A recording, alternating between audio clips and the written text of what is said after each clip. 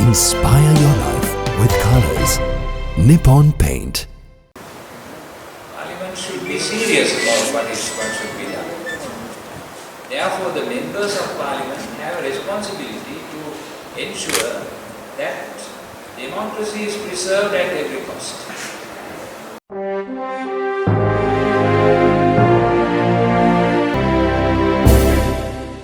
Archbishop of Colombo Cardinal Ranjith on Monday in a media briefing urged the President and the Government MPs not to interfere with the judiciary on the basis of parliamentary privileges.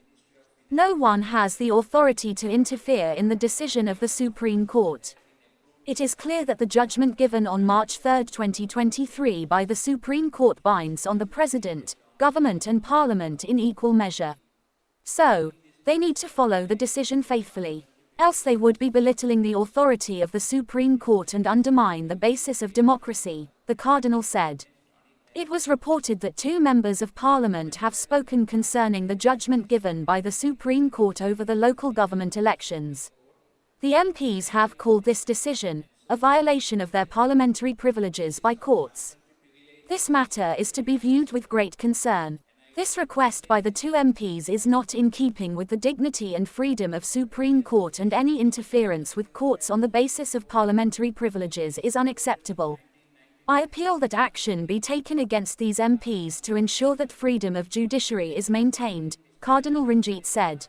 In the media recently that 2 honourable members of Parliament have spoken concerning the judgment given by the Honourable Supreme Court enforcing on the Secretary to the Ministry of Finance as well as the Attorney General the allocation of funds that had been approved by Parliament for conducting the local government elections, which were scheduled to be held on the 9th March 2023, calling this decision a violation of their parliamentary privileges by the courts. This matter is to be viewed with great concern, and I wish to comment on it as follows. This request by the 2 parliamentarians is not in keeping with the dignity and the freedom of the Supreme Court in deciding on this matter, and so any interference on the basis of parliamentary privileges is totally unacceptable, and I wish to condemn this attitude quite firmly. On a previous occasion, in a judgment given by the Supreme Court in the case reported in 1999, 1 Sri LR 157, on a contention between Mr. Dayananda Disanayaka, Commissioner of Elections, and others against Mr. Karunathilakan and others, the judgment given very clearly affirmed that according to the provision number 14(1) of the National Constitution, the courts accept that the citizens of this country have a right to exercise their freedom to express themselves and to speak out also through the medium of elections, basing itself also on the principle that people have the right to elect their own representatives during the course of a scheduled election.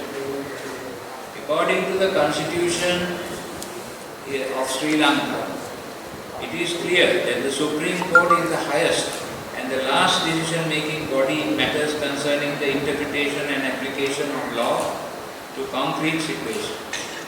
In this matter, the Supreme Court holds the authority as the last source of appeal in all matters, as it has been assigned such authority by the very constitution of the nation. The Parliament, as a law-making body, has the authority to decide on suitable laws and rules for the country. Yet, the interpretation and the application of these laws is in concrete situations belongs to the judiciary. That power has not been conferred on the Parliament. The executive is bound to ensure that the laws that are passed by Parliament are carefully implemented and that the well-being of the people is always ensured. The executive does not have the authority to violate international human rights stipulations and the basic human rights chapter inserted into the national constitution.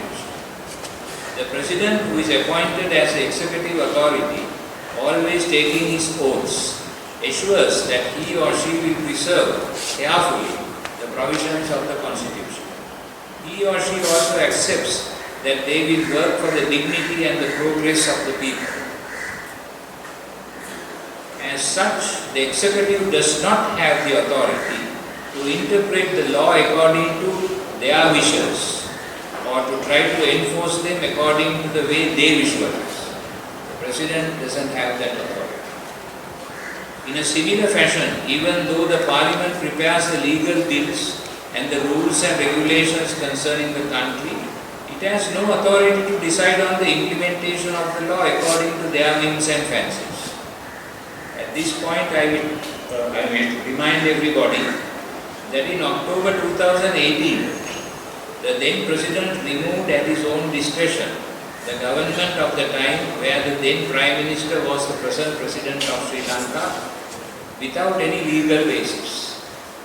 And so the same Mr. Ranil Wickremesinghe went before the Supreme Court appealing against that decision, and by order given on 13 December 2018, after hearing a case number SCFR 351218, the court ruled the decision of the then President illegal, and he had to eat humble pie and reappoint the same government of Mr. Wickremesinghe. What is surprising is that the same Mr. Ranil Wickremesinghe who sought refuge in the Supreme Court that time is now allowing parliamentarians to belittle and criticize the decision of the Supreme Court in this case. We see a deep contradiction in his behavior. Hence, since no one has the authority to interfere in the decision of the Supreme Court, it is clear that the judgment given on 3rd March 2023 by the Supreme Court binds on the President, the Government and the Parliament in equal measure, as also on all officials. And so they need to follow that decision faithfully, else they will be belittling the authority of the Supreme Court and undermining the very basis of democracy in our country. I appeal that action be taken against such ministers and MPs to ensure that the freedom of the judiciary is always maintained at all costs without interference from petty politics and concerns. For more latest news, subscribe to FTTV.